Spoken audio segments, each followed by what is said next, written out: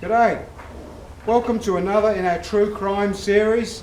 And by now you might have worked out that true crime Cody style is a little different. So what we're going to talk about today is true crime. Can that symbol be seen as being a true crime? Well, maybe in the 50s, if you'd have done that to a policeman, you might have got arrested.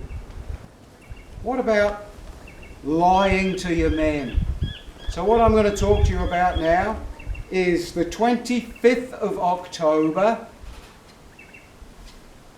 1415.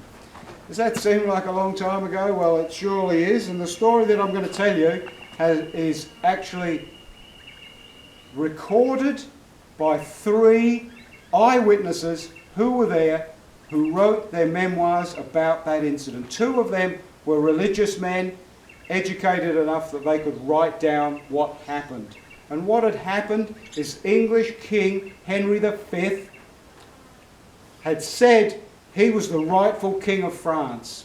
This was rejected by the French aristocracy, so he invaded France.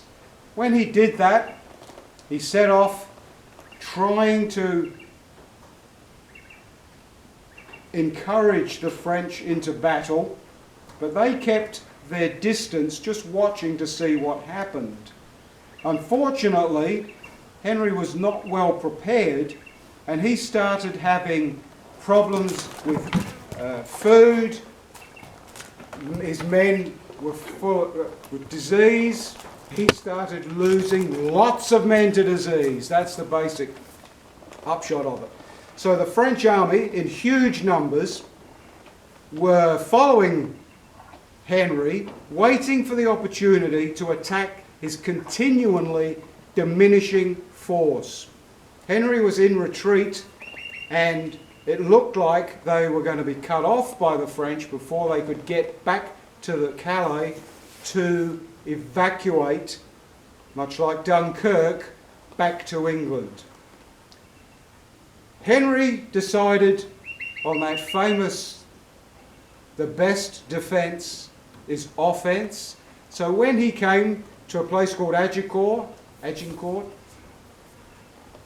he found an area where there was a large stretch of open ground, hemmed in on both sides by a lot of dense forest. He decided to make this his defensive stand, and so a total of 1,500 men-at-arms. They are basically men in full armour, some on horseback, some on foot. 1,500. And 7,000 longbowmen were going to make a stand against the French. He put his 1,500 men in a line 4 deep across the middle of the paddock field, and he put the archers pretty much split, 3,500 longbowmen each side on the flanks of those men. Now, having heard that that was what he had, 1,500 men-at-arms, some knights on foot or in armour, and 7,000 longbowmen, what did the French have? They had 10,000 men-at-arms. Henry had 1,500, they had 10,000. Henry had 7,000 longbowmen. The French had 5,000 footmen, which were archers, not many archers, longbowmen, guys with swords, guys with shields that were there to protect other guys with swords. So he had a total of 15,000 against 8,500. Many of the French aristocracy, huge numbers, in their thousands, were on the French side. The French looked across this open field at this puny English force, only 1,500 men-at-arms to their 10,000. And this is where arrogance, does this become a true crime? Because the French aristocracy, many of them no military training whatsoever, all of the aristocracy, all of the knights, they wanted to be at the front. They wanted the glory. In those days, you did not kill ranking prisoners. You took them prisoners for ransom. It was a huge game, if you like. It's how they made huge fortunes. So all the aristocracy at the front, they charged the English. The field, though, had only recently been ploughed and it had rained. And the men are wearing heavy plate armour. And the horses are carrying men wearing heavy plate armour. And so the English open fire as they charge.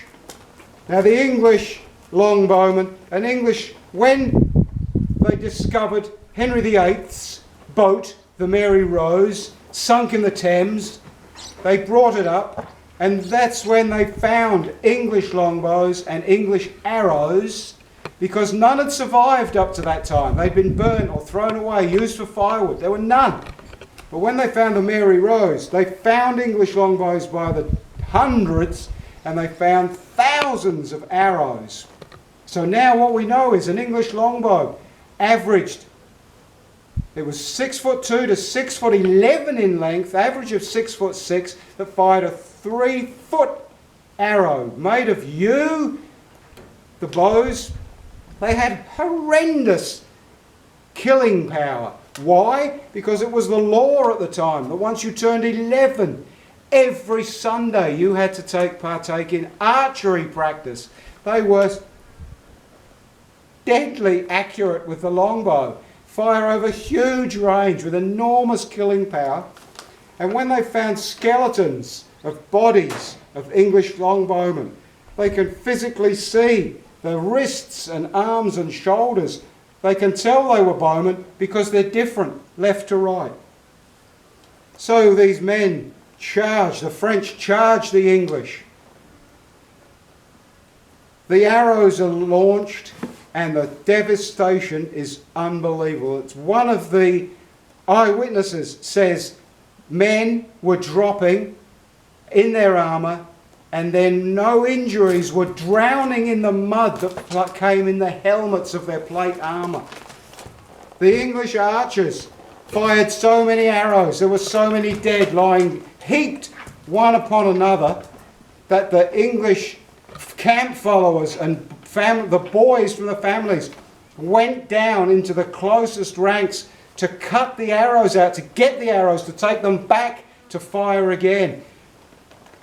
The losses at the end of that battle, which was a devastating, a complete annihilation of the French forces, the losses are estimated of between 112 to possibly 500 dead English. 112 is the lowest estimate. The other side of the coin is that 3,000 aristocracy, forget the ordinary deaths, 3,000 aristocracy were killed in the French, and at least 3,000 to 5,000 other French fighting men. So one account is 8,000 French killed for 500 English losses, all because of the devastation caused by the arrows, because of the recently ploughed field and the mud. So, William Shakespeare wrote Henry V. If you've ever heard it, there's a speech in it, the speech of St. Crispin's Day. Look it up. I wish I could recite it to you, because it is the most moving, morale-boosting story that you can possibly imagine. Of course, it was written 100 and more years after the battle. It's very, very doubtful that Henry actually said those words. But the fact of it is, what is known for sure is that when Henry was giving his morale-boosting speech to his troops, he told them something. Now, historians believe that what he told them wasn't true. The French never said this. But Henry told his men that every longbowman that was captured by the French was going to have his 2 fingers cut off that he used to draw the bow. And so the myth goes that Henry told his men this to spur them on to fight to the death. The reality is the French killed prisoners. If they couldn't ransom you, they just killed you. So that's one of the reasons why it's doubtful.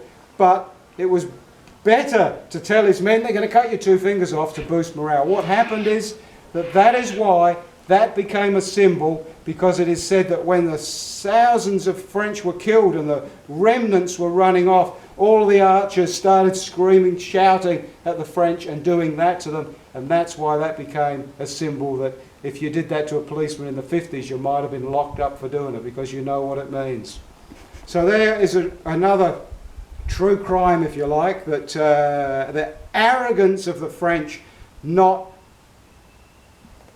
trying to outflank, not checking that the field was impassable, getting the devastation to the French aristocracy. Entire lines of families ceased to exist because of that battle. 25 arrows to a sheave. If you made those arrows, you were a Fletcher. If anyone's watching this now and your surname's Fletcher, your ancestor may have made an arrow that was fired at Agincourt on St. Crispin's Day. And part of that famous speech, of course, is Henry, "We few, we happy few, we band of brothers."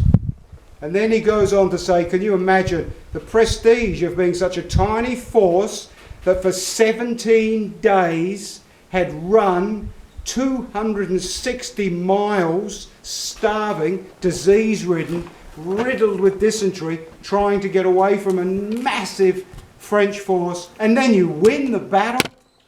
And that is why, "And gentlemen in England now abed shall think themselves accursed they were not here, and hold their manhoods cheap, while others speak that fought with us upon St. Crispin's Day."